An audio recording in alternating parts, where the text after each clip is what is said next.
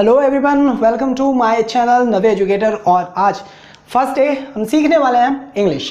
Learn English with Ashish, yes that's me. तो आज हम फर्स्ट डे है और सीखने वाले हैं इंग्लिश। लेकिन क्या है कि इंग्लिश में आपको फर्स्ट डे नहीं सिखाने वाला। मैं आपको ये बताऊंगा फर्स्ट डे कि आपको इंग्लिश आएगी या नहीं आएगी। You have to decide yourself कि आपको इंग्लिश आने वाली है या नहीं। हम कौन से लोगों में से हैं ये आपको पहले डिसाइड करना है, then after we will move on. So first thing is that कि हमें इंग्लिश क्यों आएगी, इंग्लिश कैसे आती है, और अगर आती है तो अब हमें क्या क्या चीज़ें प्रिपेयर करनी है कि हमें बेटर इंग्लिश आए या हमें जल्दी से जल्दी इंग्लिश आए।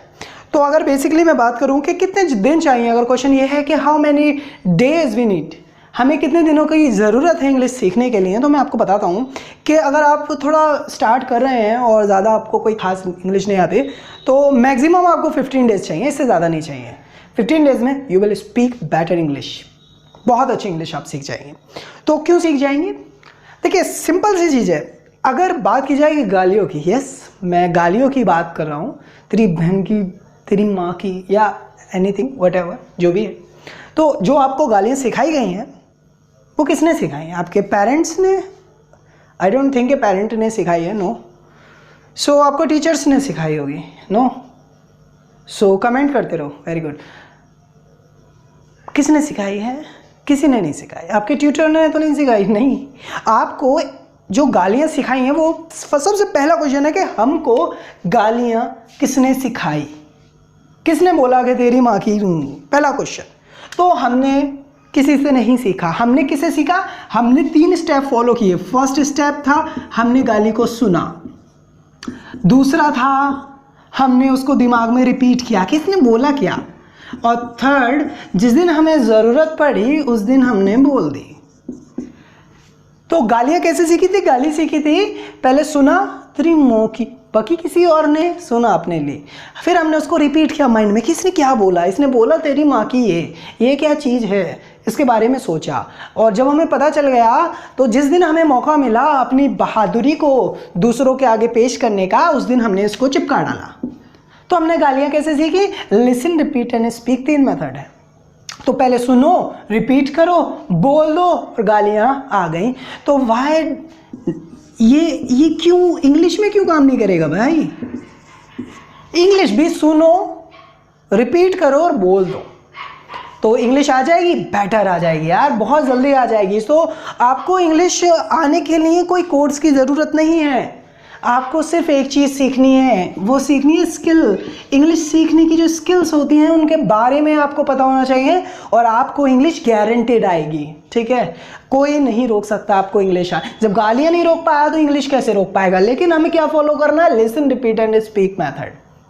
सबसे पहले सुनेंगे कि मैंने क्या बताया है, उसको आप रिपीट करके अब बोल देंगे और गारंटेड आपको इंग्लिश आ जाएगी। जैसे गालियाँ आ गई वैसे इंग्लिश भी आएगी। सो हमें सीखनी है स्किल्स, कोई कोर्स नहीं आता भाई। अगर आप इंग्लिश सीखने के लिए कोई कोर्स ज्वाइन करते हैं कि हाँ भाई यहाँ से कोर्स सीखूंगा, यहाँ पे कोचिंग ज्वाइन करूँगा, व्हाटएवर, कुछ नहीं होने वाला भाई।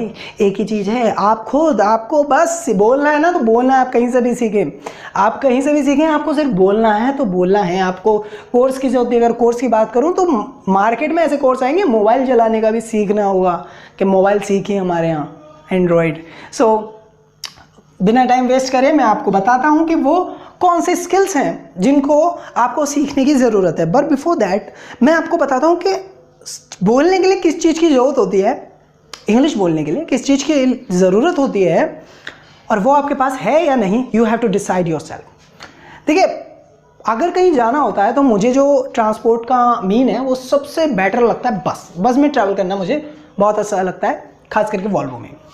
तो मान लीजिए ये वो चीज़ है, क्या बोला मैंने, उसका क्या नाम बोला? मैंने बोला बस। मुझे बस पसंद है तो मैंने लिख दिया बस पसंद है। तो जब मैं बस के अंदर जाता हूँ तो बस के अंदर जाकर मैं पहले बंदे से मिलता हूँ जिसका नाम होता है कंडक्टर। मैं कंडक्टर से मिलता हूँ सबसे पहले। जब बस में एंटर करता हूँ कंडक्टर से मिलता हूँ। कंडक्टर वहीं बैठा रहता है गेट के पास। मैं उससे बोलता हूँ कि भाई मुझे ये चीज़ चाहिए। उस चीज़ का क्या नाम है? उस चीज़ का नाम है कि टिकट। मुझे टिकट चाहिए, यहाँ का चाहिए, वहाँ का चाहिए, यहाँ का। तो टिकट मांगूंगा, फिर वो मुझे कहेगा ठीक है भाई साहब जाकर यहाँ बैठ जाइए। किस चीज़ पर बैठ जाइए? मैं तो उसको सीट बोलता हूँ कि सीट पर बैठ जाइए।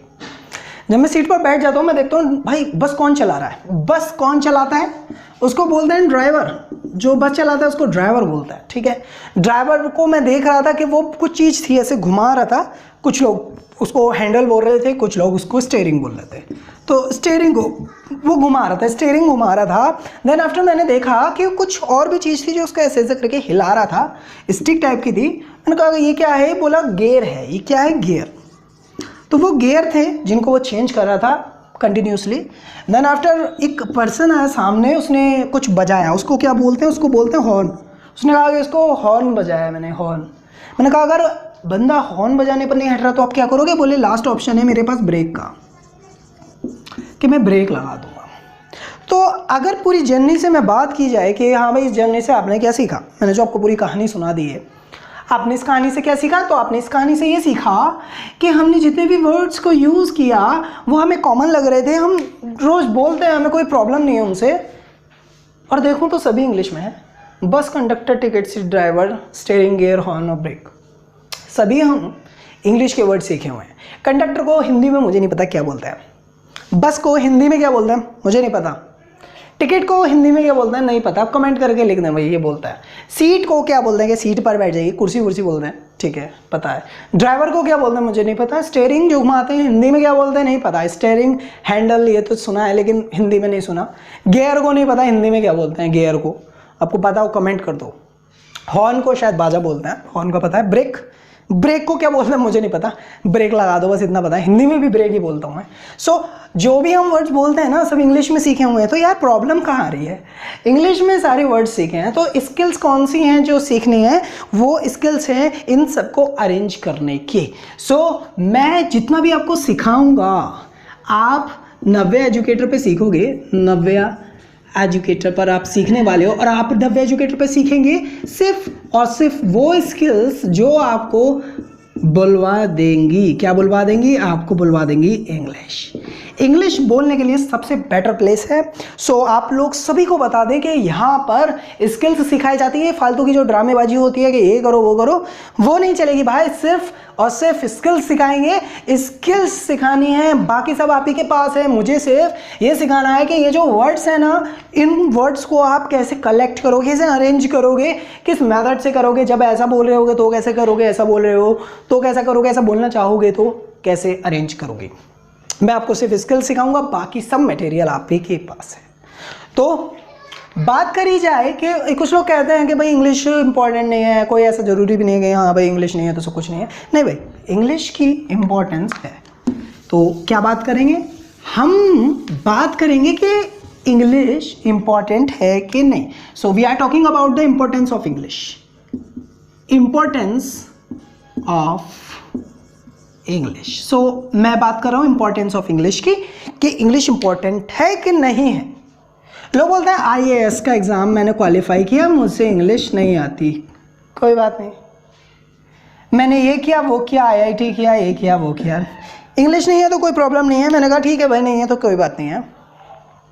लेकिन मैं आप लोगों को एक बात बता देता हूँ। एक मेरी छोटी सी बच्ची है, जब वो टॉफ़ी खाती है तो मैंने आज तक कोई उसका टॉफ़ी का रैपर ऐसा नहीं देखा जिसमें इंग्लिश में ना लिखा हो। सभी रैपर्स जो टॉफ़ी के आते हैं ना, टॉफ़ी लोकल की बात नहीं कर रहा, ब्रांडेड की बात कर रहा हूँ, सभी में इंग्लिश में लिखा होता है। जो कपड़े वो पहनती है उस कपड़े पर भी अगर कुछ लिखा होगा ना, उसके बटन्स पर भी कुछ लिखा होगा तो वो इंग्लिश में लिखा होगा। अगर वो कपड़े लाई है और उसके जो बॉक्स है उस पर भी इंग्लिश में लिखा होगा। व्हाटएवर किस शॉप से लाई है उस शॉप का नाम भी इंग्लिश में लिखा होगा। हर एक चीज़ जो आप ऑब्जर्व करेंगे देखेंगे आप, शूज़ से लेकर आपकी पैंट टाई बेल्ट तक भी हर चीज़ पर इंग्लिश में लिखा होता है। मेन हर चीज़ पर इंग्लिश में। तो इंग्लिश बहुत ज़्यादा इंपॉर्टेंट है। अगर आप कोचिंग के लिए कहते हैं ना, आप कोचिंग जा रहे हैं तो हाँ जा रहे हैं, लेकिन आपको कोचिंग भी इंग्लिश में कराई जाती है, क्योंकि अब एक नॉर्मल सी चीज़ है इंग्लिश। तो नॉर्मल बन गया, इंग्लिश कुछ स्पेशल नहीं है। पहले हिंदी मीडियम होता था, आज नहीं होता, आज सिर्फ इंग्लिश मीडियम है। जो इंग्लिश मीडियम स्कूल हैं उनका ग्रोइंग रेट बहुत ज़्यादा है, बहुत ज़्यादा। इंग्लिश मीडियम स्कूल्स ही खुल रहे हैं, प्राइवेट कोई हिंदी मीडियम स्कूल नहीं खुल रहा। सो इंग्लिश बहुत ज़्यादा इंपॉर्टेंट है। आप कभी अब्रॉड जाते हो, किसी और कंट्री में जाते हो, तो आपको इंग्लिश की इंपॉर्टेंस पता चल जाएगी कि यही एक ऐसी लैंग्वेज होगी इंग्लिश जो ज़्यादातर लोगों को आती होगी, आप कम्युनिकेट अच्छे से कर सकेंगे। सो इंडिया के अंदर भी काफ़ी स्टेट्स हैं, 29 स्टेट्स में अलग अलग लैंग्वेजेस हैं। सो अलग अलग लैंग्वेजेस में सिर्फ एक लैंग्वेज ऐसी है जो सब में कॉमन है, वो है इंग्लिश। सब लोग इंग्लिश बोलना पसंद करते हैं।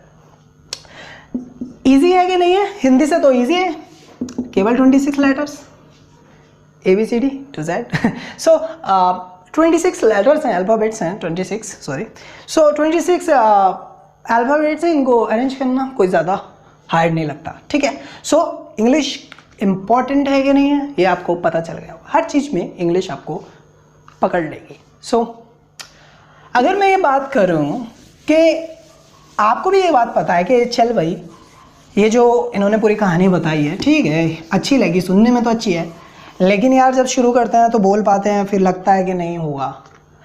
तो मैं आपको बता देता हूँ, there are 2 type of the people who can speak, जो बोल सकते हैं और जो नहीं बोल सकते, can't speak. There are only 2 types of the people in the world who can speak English, who can't speak English. तो मैं आपको एक बात बता देता हूँ, ऐसा कोई आदमी नहीं है जो, या औरत नहीं है जो इंग्लिश ना बोल पाए. बस उसके अंदर है ना वो मोटिवेशन डालना होगा, हमें उसे मोटिवेट करना होगा या उसको खुद इंस्पायर होना होगा, है ना. तो ऐसा तो कोई है ही नहीं जो इंग्लिश ना बोल पाए.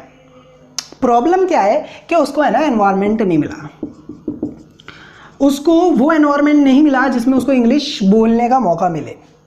जो लोग इंग्लिश बोल सकते हैं वो जिनको नहीं आती उनको सपोर्ट करना कम पसंद करते हैं. वो उनको ऐसे कहते हैं कि भाई तेरे को ये नहीं आता, अरे भाई उन्हें एक गलत सेंटेंस बोला है, तो वो तो बोलेंगे भाई, उनको पता है ना सही, इसलिए बोलेंगे.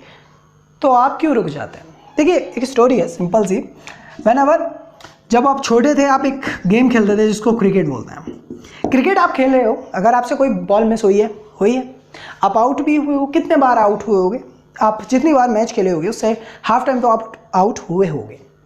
आउट होने के बाद क्या हुआ? खेलना छोड़ दिया? नहीं छोड़ा. हर बार ये सोचिए इस बार आउट हो गया, अगली बार रन अच्छे बनाऊंगा, है ना. तो इंग्लिश में क्या होता है, जब आप बोलना स्टार्ट कर रहे हो, किसी ने बोला तो इसे ये गलत हो गया, वो गलत हो गया, आप थक गए, बोले नहीं भाई यार गलत हो रहे हैं, इंग्लिश गलत नहीं बोल रहे हैं तो सही वाली. भाई अगर आप गलत नहीं बोलोगे तो आप सही भी नहीं बोलोगे. सबसे पहले आपको गलत बोलनी होगी, then after you will move to right. सही है. तो जब आप पहले गलत बोलेंगे तभी आप सही बोलेंगे. मैं तो सही सिखाऊंगा, गलत नहीं सिखाऊंगा, लेकिन आप अगर कहीं गलती कर रहे हो नो प्रॉब्लम विद दैट, कोई प्रॉब्लम नहीं है. आप सिर्फ बोलिए, ठीक है, आप सिर्फ बोलिए, आपका काम है बोलने का. गलत है सही है मुझे मतलब नहीं. देखिए मैं आपको एक सिंपल सा हिंदी में सेंटेंस बता दूँ. आपने सेंटेंस सुना होगा वो जा रहा है, वो जा रहा है.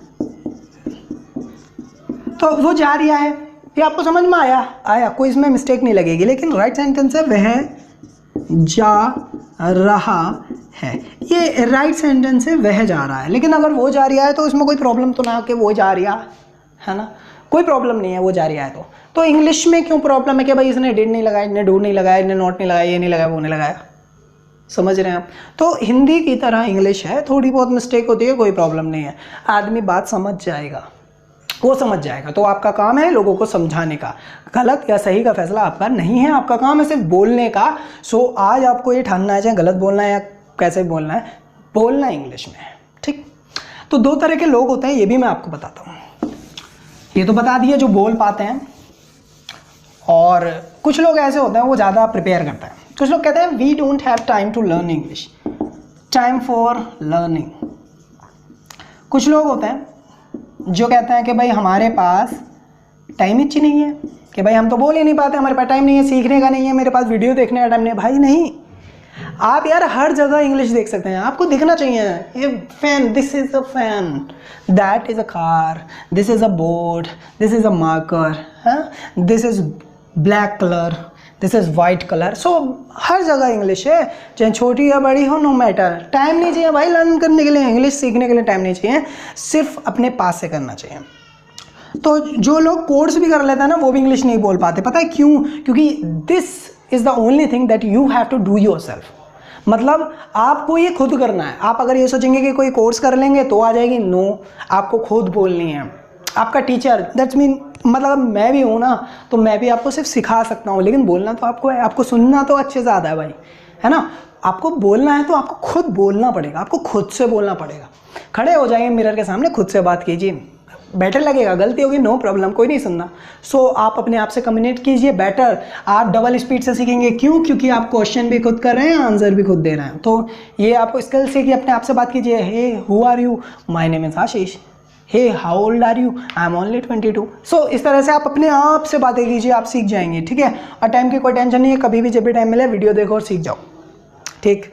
इसके अलावा कौन से, देखिए जंग लड़ी जाती है हथियारों से, बिना हथियारों के अगर आपके पास वेपन नहीं है तो आप कोई भी जंग नहीं लड़ सकते हैं, ठीक है। तो आपको क्या चाहिए, वोकैबुलरी, वोकैब लिख दिया है मैंने, वोकैबुलरी चाहिए आपको। वोकैबुलरी सबसे बड़ी प्रॉब्लम कि इस चीज़ को इंग्लिश में क्या बोलते हैं। आप कभी कभी देखिए कपड़े सुखाना, कि भाई कपड़े कैसे सुखाते हैं इंग्लिश में, है ना, कि भाई आपको बोलना है मम्मी कपड़े सुखा रही हैं, तो आप सोच रहे हो कि यार कपड़े सुखाने को क्या बोलते हैं, तो यहाँ आपको प्रॉब्लम आएगी कि यार कपड़े सुखाने को क्या बोलते हैं, तो प्रॉब्लम आएगी। तो प्रॉब्लम है तो उसका सॉल्यूशन भी तो है भाई, आपको पता है यार ये चीज़ क्या है, ये तो मैंने पहली बार अपने एक आपने कोई भी चीज़ बना दिया, ये मान लीजिए मैंगो बना दिया, अरे यार ये क्या चीज़ है यार, इसको आम बोलते हैं यार, हिंदी में बोलते हैं लेकिन इंग्लिश में क्या बोलते हैं यार भाई। बस यहाँ प्रॉब्लम आने वाली है, बाकी किसी जगह नहीं आएगी। वोकैबुलरी आपको अपने आप प्रिपेयर करनी है, इसमें मैं आपकी हेल्प नहीं कर सकता, सिर्फ आज एक टिप दे रहा हूँ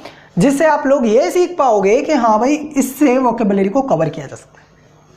तो आपने एक मोटी सी चीज़ देखी होगी जिसको बोलते हैं डिक्शनरी। डिक्शनरी से नहीं सीखोगे भाई, डिक्शनरी इतनी मोटी होती है, इतने थाउजेंड्स ऑफ द पेजेस होते हैं, इतने पेजेस होते हैं, इतने वर्ड्स होते हैं कि आप ज़िंदगी में याद नहीं कर पाओगे, बूढ़े हो जाओगे उसके 20 पेपर भी याद नहीं होंगे। तो यार उन चीज़ों को बोलो ना जो ज़रूरत पड़ती है, क्योंकि जो चीज़ें हमारे काम की नहीं वो हम क्यों सीखें, है ना। तो देखिए सीधी सीधी बात है कि आपको क्या करना है, you have to collect the words. आपको कलेक्ट करने हैं वर्ड्स। कौन से वर्ड्स, वो वर्ड्स जो आपको आते नहीं हैं, जो आते हैं उनको नहीं, क्योंकि आपको आता ज़्यादा है कम कम आता है, ठीक है, ज़्यादा आता है आपको कम कम आता है। तो आपको वो चीज़ें ढूंढनी है कि मुझको ये नहीं आता। आप अगर खाना खा रहे हो, आपको नहीं पता कि रोटी को क्या बोलते हैं, आप एक पेन ले लीजिए, मार्कर ले लीजिए या आप नोटबुक ले लीजिए, उसमें लिख लो रोटी को क्या बोलते हैं, मुझे नहीं पता, तो आप उसमें लिख लो रोटी, रोटी रह गया भाई रोटी। शाम को पूरे दिन के जो वर्ड्स आपने कलेक्ट किए हैं, पूरे दिन में जो वर्ड्स इकट्ठे किए हुए हैं उन्हें एक बार देखो और डिक्शनरी में ढूंढो। डिक्शनरी तो बहुत ओल्ड मेथड है, आप अपने मोबाइल में गूगल ट्रांसलेटर का यूज़ कीजिए, उस पर रोटी लिख दीजिए। नहीं लिखा जा रहा तो भाई उसमें माइक्रोफोन स्पीक टू टेक्स्ट होता है ना, तो स्पीच टू टेक्स्ट को यूज़ करो, उसमें बोलो रोटी, उसमें लिखा आएगा ब्रेड। तो इस तरह से आप ये वर्ड्स के जो मीनिंग है वो ढूंढ लेंगे, तो आप ज़्यादा से ज़्यादा वर्ड्स के मीनिंग ढूंढ पाओगे। किसी पर लिख लो, या अगर आप मोबाइल यूज़ करते हो एंड्रॉयड मोबाइल, तो हाथ के हाथ ढूंढ लो, उसको हाथ के हाथ देखोगे और बोलोगे कि भाई ये रह गया, इसको देखो, आपको याद हो जाएगा। मैंने बोला ना आपको 3 स्टेप चाहिए। कौन कौन से चाहिए, लिसन, रिपीट एंड स्पीक। तो आप लेजर करके ये सब सीख पाओगे। तो फर्स्ट डे है, मैंने आपको सिर्फ थोड़ा सा हिंट दिया है कि आपको क्या क्या करना है, आपको क्या क्या चीज़ की जरूरत होगी। सिर्फ आपको वेपन कौन सा चाहिए, वोकैबुलरी का। स्किल्स मैं सिखा दूंगा, दोनों को कंबाइन करेंगे तो मेनली 10 to 15 डेज में आपको बेटर इंग्लिश आ जाएगी, इतनी बुरी तो आपकी होगी भी नहीं। तो आई होप कि आपको फर्स्ट डे अच्छा लगा होगा, अगर लगा है तो वीडियो को लाइक, शेयर और सब्सक्राइब करना है। देखिए ज़्यादा से ज़्यादा लोगों तक ये वीडियो को पहुंचा दें। अगर आप ज़्यादा से ज़्यादा लोगों तक ये वीडियो पहुंचा देंगे तो उन्हीं के लिए बेनिफिट है, मेरे लिए भी है, उनके लिए भी है। तो जो स्पेशली उन जो फीमेल्स हैं, जो हाउस मेकर्स हैं, जनरली हम उनको हाउस वाइफ बोलते हैं लेकिन वो हाउस मेकर्स होते हैं, तो उनको ज़रूर दें, क्योंकि वो लोग कहीं जाकर कोचिंग में जाकर सीख नहीं पाते हैं। तो ये बेटर प्लेस है जहाँ पर इस प्लेटफॉर्म पर आकर वो आराम से सीख सकते हैं। हम डेली क्लासेस चलाएँगे, सो विदिन 10 to 15 डेज ये सारी स्किल्स आप लोगों को आ जाएंगी और आई डोंट थिंक कोई प्रॉब्लम होने वाली है। हो सकता है इशू हो जाए तो 1-2 दिन की वीडियो क्लासेस मिस हो जाएं, कोई प्रॉब्लम नहीं, ख़त्म नहीं होगा, वो आगे आ जाएंगी और 1-2 दिन बाद फिर अपलोड कर देंगे। सो कोई अगर प्रॉब्लम हो गई उसकी हम डिटेल भी देते रहेंगे, आप डोंट वरी। सो आज आपका दिन कैसा लगा आप कमेंट करके हमें ज़रूर बताएं। Thank you very much, have a nice day.